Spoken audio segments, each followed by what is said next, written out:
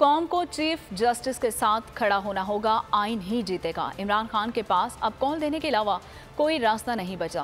साबिक वजीर दाखिला शेख रशीद की बातचीत, कहा 1 माह पहले ही कह दिया था कि ये मुज़ाकरात नहीं, मजाक रात है।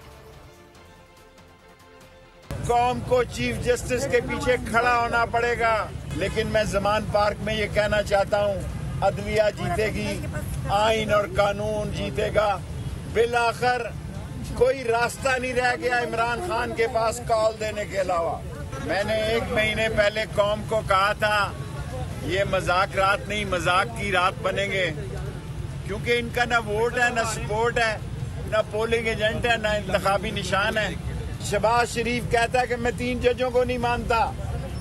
बिलावल कहता है कि मैं जनाब अली इनको इस्तेहकाक कमेटी में लाओ। 14 तारीख सुप्रीम कोर्ट ने डेट दी हुई है। ये सिर्फ इमरान खान को पहले इन्होंने शहीद करने की, उन पे हमला किया वजीराबाद में। अब भी इनका मकसद ये है कि या इमरान खान को जेल में डाला जाए या शहीद किया जाए। मुल्क में अखबारात में ऐसी खबरें छप रही हैं।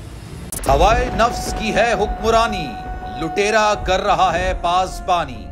बोल न्यूज के मार्केटिंग हेड आकाश राम ताहा लापता, तफ्तीशी इदारे जवाब देने से कासिर। अहले खाना परेशान, बेटे की जुदाई में माँ गम से निढाल। जो बच्चो हिंदू पर आए थे, जो पाकिस्तानी, मुझे मेहरबानी करे पंहिंजो आकाश वापस कयो। अमेरिकी सेनेट में कांग्रेसमैन की आकाश राम के अगवा के खिलाफ पुरजोर मुजम्मत। And I, of course, have been concerned about some of the terrible disappearances, some of the abuses of human rights in Pakistan. United nation ने भी आकाश राम की बाजियाबी के लिए मौसर इकदामात उठाने का इंदिया दे दिया। मुश्किल की इस घड़ी में आलमी मीडिया समेत इंडियन मीडिया भी चीख चीख कर आकाश राम की बाजियाबी के लिए आवाज उठा रहा है।